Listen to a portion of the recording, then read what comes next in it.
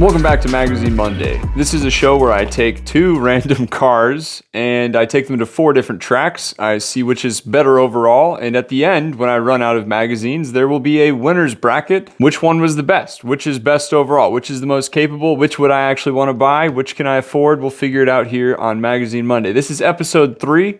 I've been using, just my hands on the stack like this. That's kind of stupid, frankly. And so I spent the time and I tried to make this, which is a fun little spinny wheel. I've been saying roulette, and I'm not going to use a roulette wheel, but I do have ingenuity and cardboard. So I made this. It usually ends up on 6. So anyways, it had some issues. So I went out and I bought this, which is much more official, dry erase, and better. That wasn't going to work for multiple reasons. So, in today's episode, I'm more ready than I've ever been. More props on the table. Let's just get into it. First of all, I think it's only fair if I'm going to spin that wheel, I shuffle these two. It's a road and track, car and driver. If you haven't seen these episodes, this series yet, I bought these during COVID, and essentially, we were all doing different things got popular at the time, whatever. I was a bit of an old man, and I went out and bought a subscription very cheap for these magazines, and I will let you know, I don't even think I really shuffled that much. I will let you know that, first of all, any of these articles, you can you can find them online. So Car and Driver, Road and Track, it's a shout out to you guys. When I switch to a different magazine series, if I ever want to do this again, then good for them. But for now, you can find their articles online. Please don't sue me. Now that's out of the way, I think this is adequately shuffled. And 1 at the top, 11 at the bottom. Time to choose a magazine, all right? As you'll see, there are 12 slots. And there's one here that says choose. If that happens, then I'm just going to pick whichever one I think looks the coolest. Otherwise, we got to go in the order of the wheel. The magical wheel. Time to spin the wheel for magazine 1. Let's see what it'll be.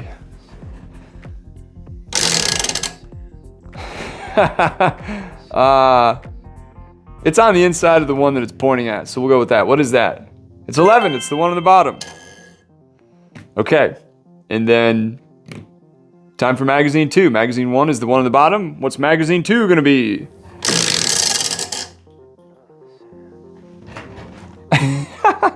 It's 11 again. Let's try it again now that it's falling apart a little bit. Number 3. We have our magazines. 1, 2, 3. And then the one on the bottom. Road and Track. Fever Dream. It's got a classic Shelby looks like on the front there. We'll dive into that in a little bit. And then whatever's on the bottom here. It's got Tesla and a Taycan. Very cool. All right, let's get the stack out of the way and choose a page. Road and Track. This is the November 2020 edition. Very cool. Yeah, so anyways, I'm still gonna do good old fashioned, not gonna even look. I guess I'll look this way for a change. I've been looking that way. Let's see what we get. That feels as good as any page. All right, I'll show you guys this very briefly. Lime Rock Park, that's a cool graphic. There's no car in there, unfortunately. I can't even use the wheel for left or right. So, I guess I could use it for pages too, couldn't I? Let's do that. Yeah, if there's not a car, there's an ad on a page, then left or right. I like that. Let's go back to that. Where were you? I don't like this because I have to look at it again. Stay with me. There it is. All right. Lime Rock Park. We're actually keeping this page. This solves so many problems. Now, do we turn to the left or do we turn to the right? Let's figure this out. Yep, they're all labeled. It's gonna startle me every time. What does it say? Turn to the right. Okay, and the car is a BMW. It's an M5. Pretty sure. This article is titled The Godfather. It has a 1980s M5, and I mean, that's a good pull. That's not some classic. I mean, it is kind of classic. They like to throw these in here, which is what makes the show interesting. We will get into that after I pull the next card. Magazine 2. This is from April 2020. That was for 2020. So, yeah, not looking at it. Time to find a page. Right there. Yeah. So it's a title page, but there's not a car on it. Which leaves us with the wheel again. What an episode, guys. This is all up to chance. There's not me doing some like I did to find the page. I only have to do that once. So let's see if we're going left or right. What'll it be? We're going right again, which means we're going to be going into whatever this article is talking about. We're not going to be backpedaling. And that car is computer chips. This is a new rule. Only episode 3, but we're still making rules. That almost fixed everything. We're going to go back to the page that it was. And because this is the page that I picked, we're going to do the opposite of the wheel. Because if I spin it again, if I get right, I'm going back to the other page, or I'm just going to keep going right until I find a car. But they're talking about computer chips, so that's not really going to work. So, what'll it be? Let's see. It's a 2020 Cadillac CT5 V. This is the first page in the back. This is how Car and Driver likes to talk about cars, which is cool. You know, please guys, check out their article if you really want to see more. But I did pay for these magazines, and this is transformative content. So anyways, please don't sue me. I beg you. Cadillac CT5 or CTS, in my opinion. I get why they, anyways, CT5 V. Let's look at some pictures here. Ooh, that's a nice looking car, man. Cadillac getting into F1 in 2026 with the regulation changes. Going to sign Valtteri Bottas. Bottas. That's how you say his name. He made a reel, which I'll put right here, where he's like, "Is that seat free?" Cadillac. And the other guy's like, And there's "Valtteri, two would you like to seats. sit in?" And he's like, "Not right now." They're both It's free. very funny. He's a funny guy on Instagram. But he'll be racing for Cadillac more than likely, which is topical because Cadillac is the only manufacturer right now to have a manual sedan that has a V8. So, I mean, very similar in ethos, these two cars.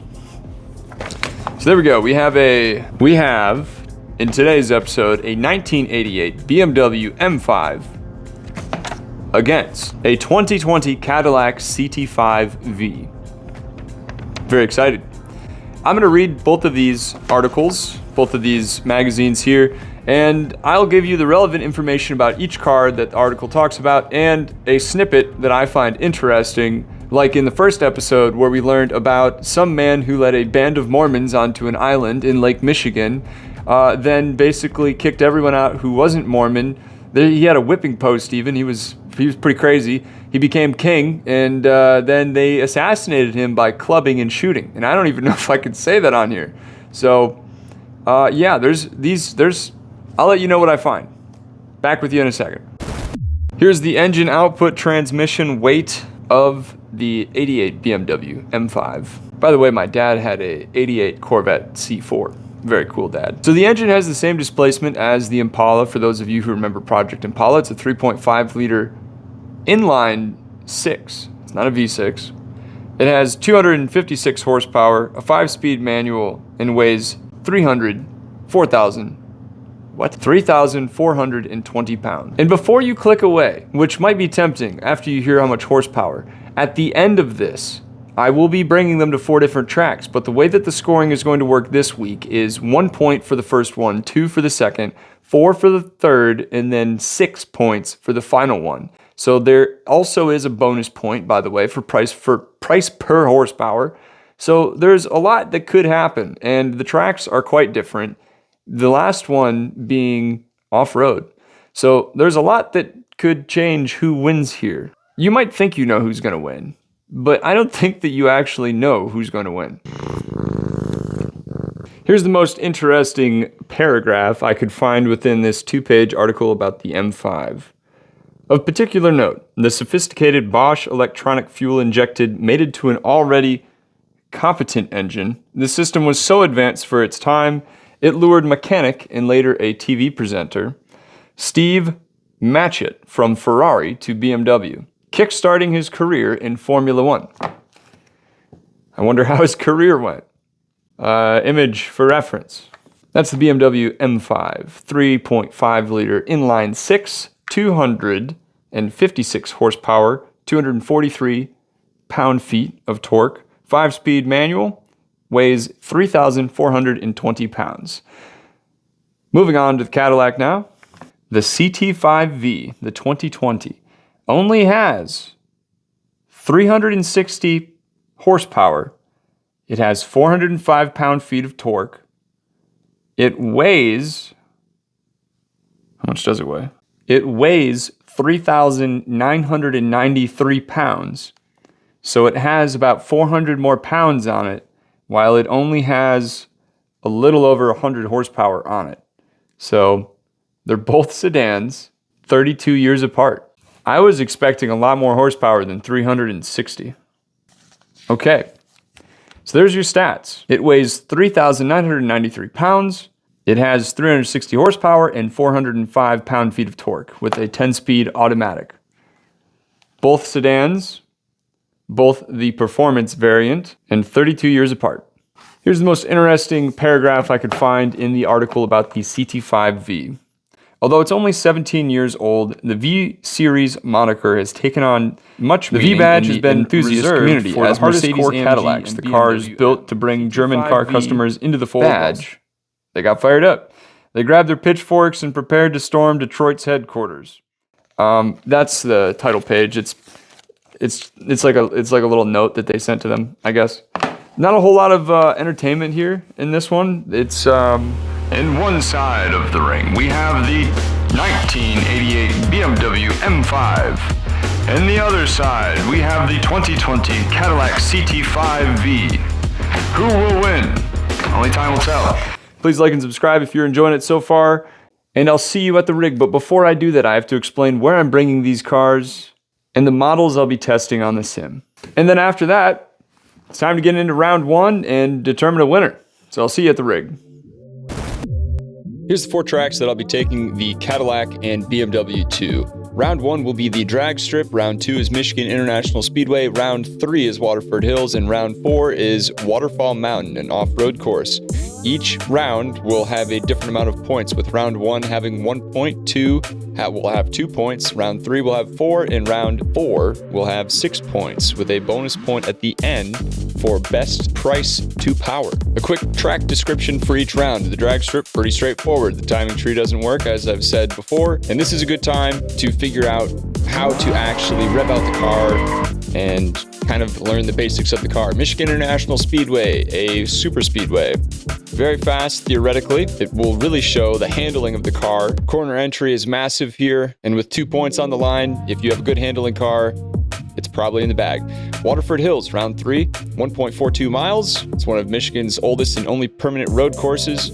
This introduces braking into the rounds with 4 points on the line. This will demonstrate basically all of the other aspects that we haven't seen quite yet up until this point about the car, and it will really challenge me as the driver to try to lock in and reel in a good time. You can't overdrive the car, you have to drive the car as it presents itself.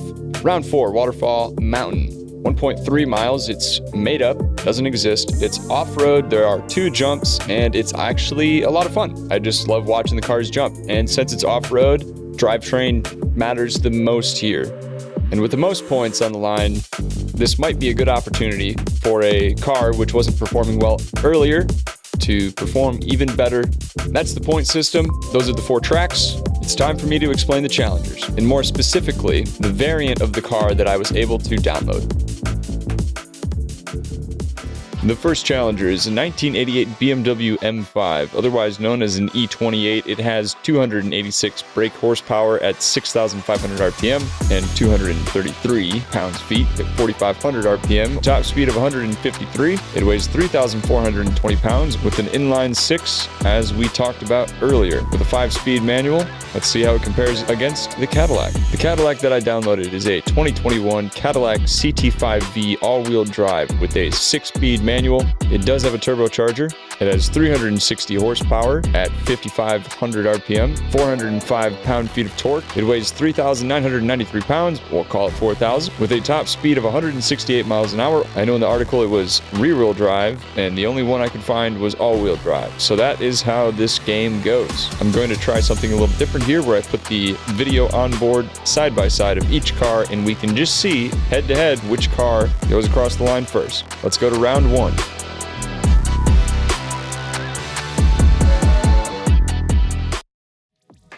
Round 1, the drag strip.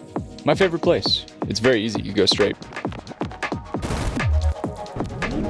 In the BMW and the Cadillac here, BMW does not have that good of a launch. We are already at 100, BMW's just behind it, 200. I mean, you can see it clear as day. BMW just doesn't really have the, I don't think it has a turbo. So yeah, that was a quick round. For the quarter mile, we have 15, basically 16 seconds, and basically 15 seconds for the CT5 V. That's 1 point for round 1. Into round 2 then. Michigan International Speedway. It is 2 miles, it's pretty long. I'm considering changing round 2. I need to figure out something that's balanced. So we start going into turn 1, as you do at most racetracks. You can see both of the ghost cars here.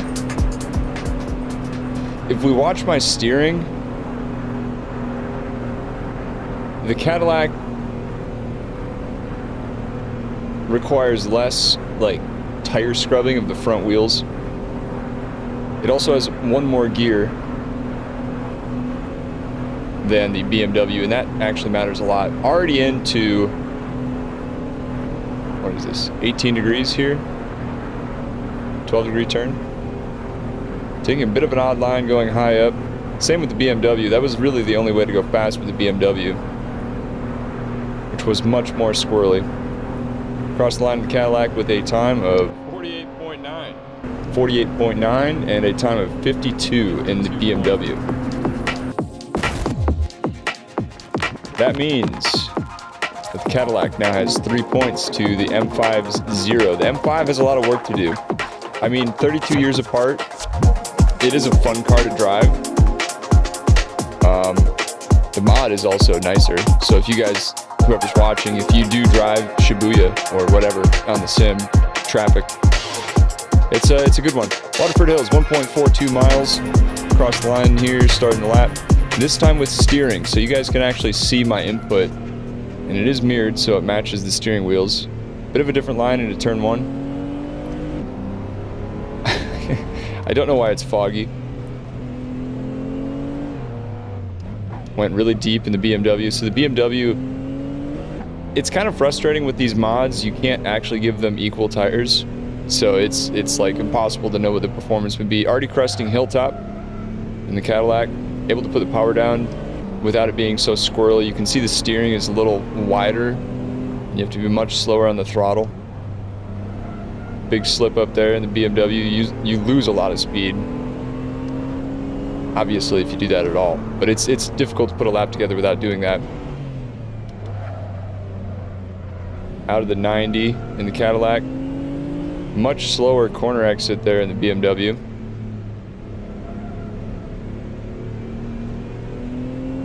And since it is foggy, I do think I was a little late with the S's here, whereas with the BMW, I turn in,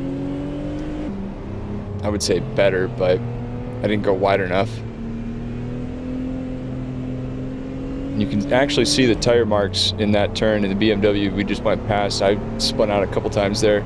Rounding the final corner in the Cadillac, we're across the line with a 1 minute, 26 seconds. And in the BMW, a 1:20, 1:28, 1:29? 1:29.5, yeah, 1:26 in the Cadillac. So 0 to 7 here. Not looking good. The BMW needs the bonus point and to win off-road. Theoretically possible here. Theoretically possible. The only issue is Cadillac is all-wheel drive. So across the line here, I keep saying across the line. Starting the lap. That's the first jump. It's kind of small. I would almost not consider it a jump. So the all-wheel drive in the Cadillac really is shining already. Able to carry much more speed. Already coming up on second or third corner here.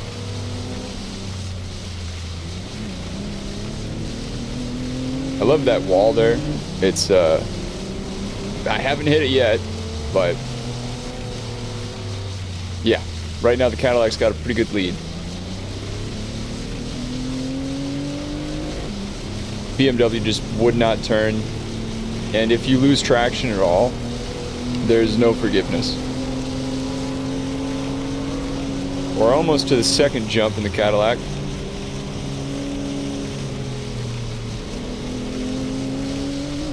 Not quite a impressive jump.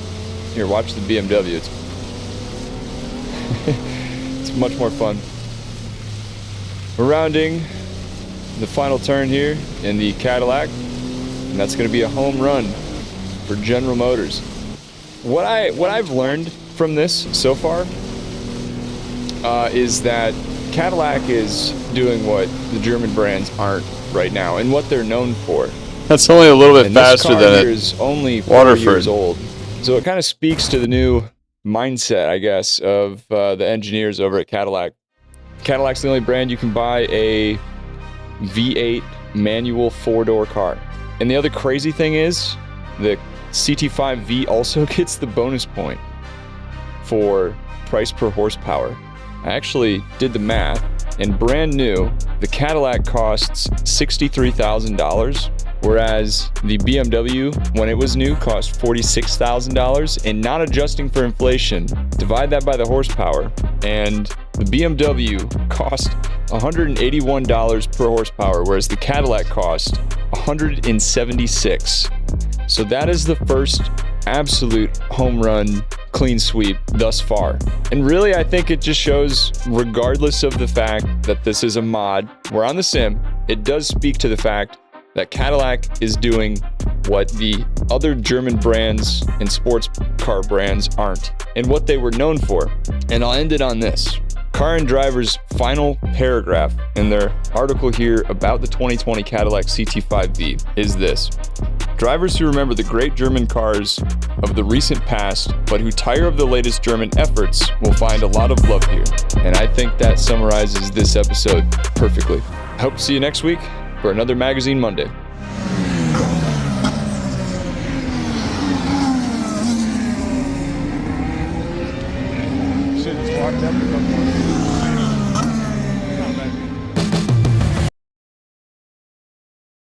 What? Why is the wheel spinning?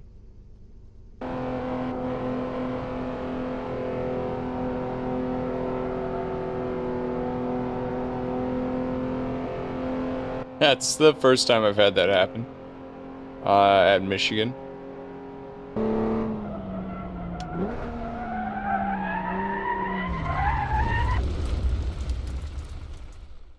This car is not easy to drive.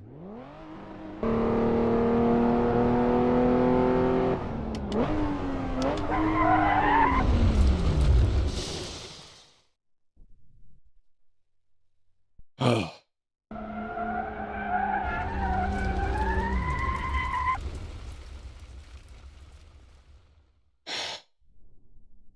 How many laps is that?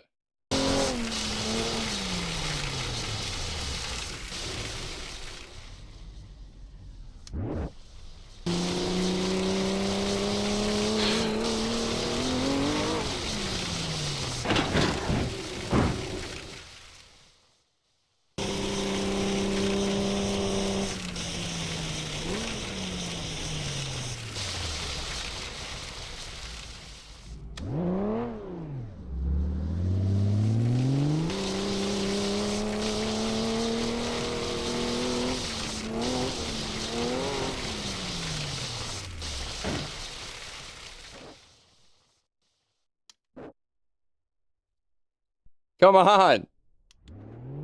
What was that? Why is it foggy every time I'm in the Cadillac?